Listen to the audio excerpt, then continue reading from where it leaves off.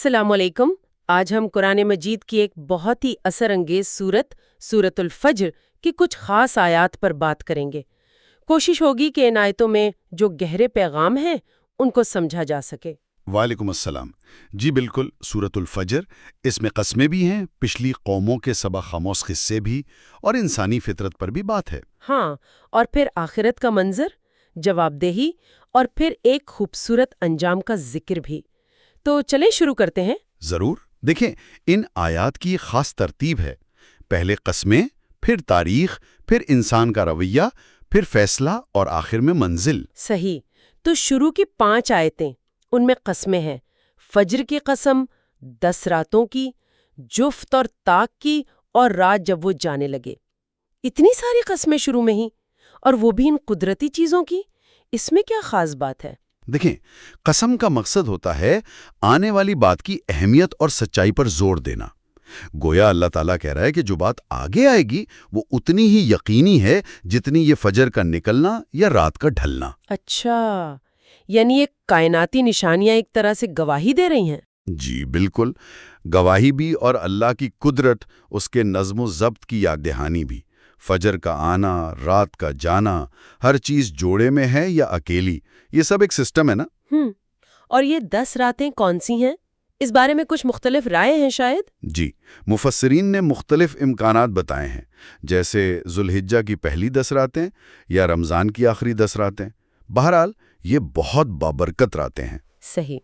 اور پھر آیت 5 میں کہا گیا لذی ہجرن، یعنی صاحب عقل کے لیے۔ یہ ایک چیلنج جیسا لگتا ہے۔ ہاں، کہہ سکتے ہیں۔ ہجر کا مطلب عقل بھی ہے، وہ چیز جو روکے، برائی سے روکے۔ تو گویا کہا جا رہا ہے کہ کیا ایک عقل والے سمجھدار انسان کے لیے ان قسموں میں، ان نشانیوں میں کافی دلیل نہیں ہے کہ وہ سوچے، غور کرے؟ بالکل، کہ یہ کائنات بے مقصد نہیں، اور جو ذات یہ سب چلا رہی ہے وہی حساب بھی لے گی۔ تو ان قسموں میں عقل والوں کے لیے بڑا پیغام ہے۔ یہ تو بہت واضح ہو گیا۔ اچھا، ان قسموں کے فوراً بعد ذکر آتا ہے پچھلی قوموں کا، آیت 6 to 14 تک، عاد، ثمود اور فرعون۔ جی، اور ان کا ذکر بھی ان کی طاقت اور تعمیرات کے حوالے سے ہے، جیسے عاد کے لیے ارم ذات العماد، یعنی اونچے ستونوں والے ارم کے لوگ۔ ستونوں والے مطلب بہت ترقی یافتہ تھے وہ لوگ، بڑی عمارتیں۔ جی ہاں، آثار تو یہی بتاتے ہیں، اونچی شاید ستونوں پر کھڑی عمارتیں بناتے تھے۔ پھر سمود کا ذکر ہے کہ انہوں نے وادی میں چٹانیں تراش کر گھر بنائے۔ وہ بھی اپنی جگہ ایک کمال تھا، پہاڑوں کو تراشنا۔ بالکل۔ اور پھر فرعون، جسے ذی الاوتاد کہا گیا، یعنی میخوں والا۔ میخوں والا، اس کا کیا مطلب ہو سکتا ہے؟ اس کی بھی کئی تشریحات ہیں۔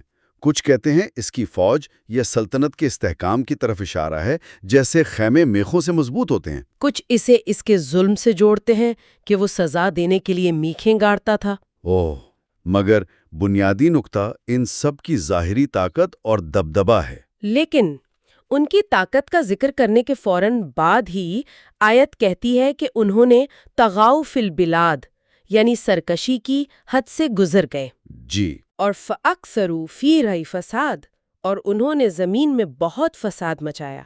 طاقت تھی مگر استعمال غلط ہوا۔ بالکل، یہی اصل سبق ہے۔ ان تینوں میں مشترک یہی ہے، اللہ نے نعمتیں دیں، طاقت دی، لیکن انہوں نے شکر کرنے کے بجائے تکبر کیا، ظلم کیا، ناانصافی کی۔ یعنی طاقت کا نشہ اور ذمہ داری کا احساس نہ ہونا۔ انہوں نے کمزوروں کو دبایا، حق کو جھٹلایا، اور زمین پر بگاڑ پیدا کیا۔ اور پھر نتیجہ آیت 13 میں فَصَبَّ عَلَيْهِمْ رَبُّكَ صَوْتَ عَذَابٍ، تیرے رب نے ان پر عذاب کا کوڑا برسا دیا۔ یہ عذاب کا کوڑا کی ترکیب بڑی سخت ہے۔ جی، یہ سزا کی شدت، اس کی ہماگیری اور ذلت کو ظاہر کرتی ہے۔ جیسے کوڑا اچانک اور تکلیف دہ ہوتا ہے، ویسے ہی عذاب نے انہیں آ لیا۔ ان کی ساری طاقت، ساری عمارتیں دھری رہ گئیں۔ اور یہ کوئی اتفاق نہیں تھا، بلکہ ان کے اعمال کا نتیجہ تھا۔ یقیناً، اور اسی لیے اگلی آیت 14 ایک طرح سے خلاصہ بھی ہے اور تنبیہ بھی۔ ان ربک لبالمرصاد، بے شک تمہارا رب تو غات میں ہے۔ غات میں یعنی ہر وقت نظر رکھے ہوئے۔ بالکل، مرصاد وہ جگہ ہوتی ہے جہاں سے نگرانی کی جائے، مطلب اللہ ہر عمل کو دیکھ رہا ہے، کوئی اس کی پکڑ سے باہر نہیں، یہ ایک مسلسل نگرانی ہے۔ یہ تو بڑی سنجیدہ بات ہے، یعنی کوئی یہ نہ سمجھے کہ وہ جو چاہے کرتا پھرے اور کوئی پوچھنے والا نہیں۔ جی، ظلم ہو یا فساد اللہ کی نظر سے پوشیدہ نہیں، انصاف ہو کر رہتا ہے۔ یہ صرف ماضی کی کہانیاں نہیں، یہ آج بھی اتنی ہی سچی ہیں۔ واقعی تاریخ کے ان اسباق کے بعد آیات 15 سے 20 میں بات آتی ہے انسانی نفسیات کی، خاص طور پر مال و دولت کے حوالے سے۔ یہاں دو طرح کے رویے بتائے گئے ہیں۔ جب اللہ نعمت دیتا ہے، عزت دیتا ہے، تو انسان کہتا ہے واہ میرے رب نے مجھے عزت دی، جی، فخر کرتا ہے۔ لیکن جب آزمائش آتی ہے، رزق تنگ ہوتا ہے، تو فوراً شکوہ میرے رب نے مجھے ذلیل کر دیا۔ ہاں، یہ انسان کی ایک کمزوری ہے۔ وہ سمجھتا ہے کہ مال ملنا ہی عزت ہے اور نہ ملنا ذلت۔ وہ یہ نہیں سمجھتا کہ یہ دونوں حالتیں آزمائشیں ہیں۔ لیکن فوراً ہی آیت 17 میں آتا ہے کلا، ہرگز نہیں، مطلب یہ سوچ ہی غلط ہے۔ بالکل، اللہ تعالیٰ اس سوچ کو رد کر رہا ہے۔ اور پھر اصل وجہ بتائی جا رہی ہے کہ تم لوگ غلطی کہاں کر رہے ہو، بلّا تکرمون الیتیم، تم یتیم کی عزت نہیں کرتے۔ دیکھیں کتنی بڑی بات ہے۔ مال ملنے نہ ملنے سے زیادہ اہم یہ ہے کہ تم معاشرے کے کمزور ترین فرد یتیم کے ساتھ کیا سلوک کرتے ہو۔ اور وَلَا تَحَاضُّونَ عَلَىٰ طَعَامِ الْمِسْكِينِ، اور مسکین کو کھانا کھلانے کی ایک دوسرے کو ترغیب بھی نہیں دیتے۔ یعنی نہ خود کرتے ہو، نہ اس کی فکر معاشرے میں پیدا کرتے ہو، سماجی ذمہ داری سے غفلت۔ پھر وَتَأْكُلُونَ التُّرَاثَ أَكْلًا لَمًّا، اور میراث کا مال سمیٹ سمیٹ کر کھا جاتے ہو۔ لالچ، دوسروں کا حق مارنا۔ لمّا کا مطلب ہے سارا اپنا پرایا سب سمیٹ لینا۔ اور آخر میں وَتُحِبُّونَ الْمَالَ حُبًّا جَمًّا، اور مال سے محبت بھی بہت شدید رکھتے ہو۔ جی، اتنی شدید محبت کہ وہ باقی سب چیزوں پر، اخلاقیات پر، ذمہ داریوں پر حاوی ہو جائے۔ تو اللہ کے نزدیک اصل مسئلہ یہ اعمال ہے، نہ کہ صرف مال کا ہونا یا نہ ہونا۔ بالکل، اصل امتحان یہ ہے کہ انسان نعمت اور تنگی میں کرتا کیا ہے۔ کیا وہ شکر کرتا ہے، ذمہ داریاں پوری کرتا ہے، یا ناشکری، لالچ اور غفلت کا شکار ہو جاتا ہے؟ عزت اور ذلت کا معیار اللہ کے ہاں یہ اعمال ہیں۔ اور کیا یہ انفرادی خرابیاں جیسے یتیم کی عزت نہ کرنا، لالچ، مال کی محبت مل کر وہی فساد بن جاتی ہیں جس کا ذکر پچھلی قوموں کے حوالے سے ہوا تھا؟ یقیناً بہت گہرا تعلق ہے۔ جب معاشرے میں افراد کی اکثریت ایسی ہو جائے تو وہ معاشرہ مجموعی طور پر بگاڑ کا شکار ہو جاتا ہے۔ وہی تکبر، ناانصافی اور حقوق سے غفلت جو قوموں کی تباہی کا سبب بنی، اس کی جڑیں یہیں ہوتی ہیں۔ یہ تو بہت اہم نقطہ ہے، سماجی ذمہ داری پر بہت زور ہے۔ جی ہاں، دین صرف ذاتی عبادت نہیں، وہ معاملات اور معاشرت میں بھی نظر آنا چاہیے۔ اچھا، ان رویوں اور اعمال کے ذکر کے بعد آیات 21 سے 26 اچانک ہمیں قیامت کے دن میں لے جاتی ہیں۔ منظر بہت شدید ہے۔ کلا اذا دکت الارض دکن دکا، جب زمین کو کوٹ کوٹ کر برابر کر دیا جائے گا۔ یعنی ہر چیز تہس نہس، وہ زمین جس پر انسان اکڑتا تھا وہ خود ریزہ ریزہ۔ وَجَاءَ رَبُّكَ وَالْمَلَكُ صَفًّا صَفًّا، اور آپ کا رب آئے گا اور فرشتے صفیں باندھے ہوئے۔ یہ اس دن کی عظمت اور جلال کا بیان ہے۔ اور مکمل عدل کا۔ وَجِیءَ یَوْمَئِذٍ بِجَہَنَّمَ، اور اس دن جہنم کو سامنے لایا جائے گا۔ اللہ اکبر، یہ منظر ہیبتناک ہے۔ جنہوں نے اسے بھلا دیا تھا وہ اسے اپنی آنکھوں سے دیکھیں گے۔ اور اس وقت انسان کی کیا حالت ہوگی؟ یومئذ یتذکر الانسان، اس دن انسان یاد کرے گا۔ سب یاد آئے گا، اپنی غفلتیں، اپنے گناہ، موقع جو ضائع کیے۔ وَأَنَّ لَهُ الذِّکْرَىٰ، لیکن اب یاد کرنے کا کیا فائدہ؟ دیر ہو چکی ہوگی۔ وہ وقت عمل کا تھا، یہ حساب کا ہے۔ اور وہ کہے گا یا لیتنی قدمت لحیاتی، ہائے کاش میں نے اپنی اس زندگی کے لیے کچھ آگے بھیجا ہوتا۔ یہ حسرت، یہی اصل پیغام ہے کہ اصل زندگی تو آخرت کی ہے۔ دنیا کی جن چیزوں کے پیچھے بھاگتے رہے وہ یہیں رہ گئیں۔ کاش کچھ اس زندگی کے لیے کیا ہوتا۔ یہ تو جھنجھوڑ دینے والی بات ہے۔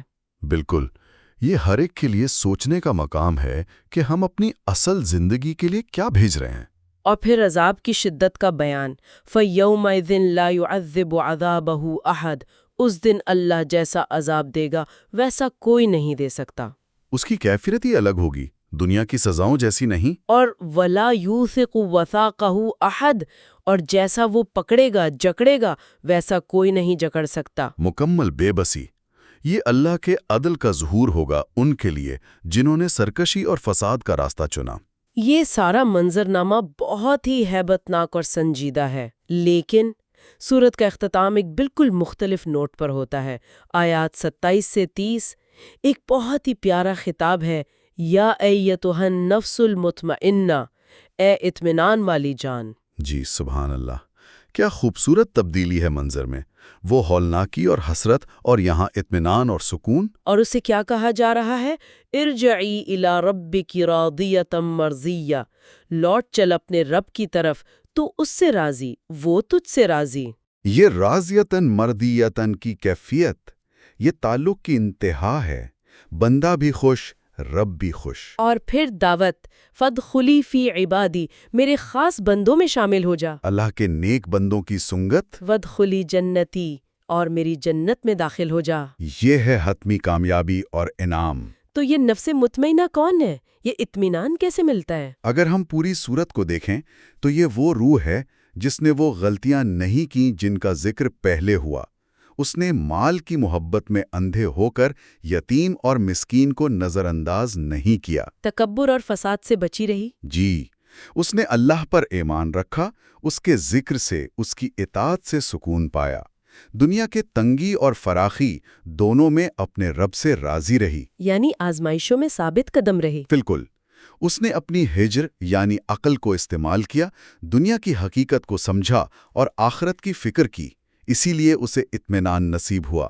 تو آج کی گفتگو میں ہم نے سورۃ الفجر کی ان آیات کے ذریعے گویا ایک سفر کیا، کائنات کی نشانیوں سے شروع ہو کر تاریخ کے عبرتناک واقعات سے گزرے، پھر انسانی نفسیات اور اس کی کمزوریوں کو دیکھا، خاص طور پر مال کے حوالے سے، پھر قیامت کے دن کی جواب دہی اور حسرت کا منظر، اور آخر میں ایک مطمئن روح کے لیے اللہ کی رضا اور جنت کی بشارت۔ جی، اور جو مرکزی خیال بار بار سامنے آیا وہ یہی تھا کہ ہمارے اعمال اہم ہیں، ہماری سماجی ذمہ داریاں اہم ہیں، اور دنیا کی زندگی عارضی ہے، اصل کامیابی آخرت کی ہے۔ جواب دہی کا احساس بہت نمایاں ہے۔ بالکل، اور یہ کہ اللہ کی پکڑ سے کوئی بچ نہیں سکتا، مگر اس کی رحمت اور انعام بھی بہت وسیع ہے ان کے لیے جو صحیح راستہ اختیار کریں۔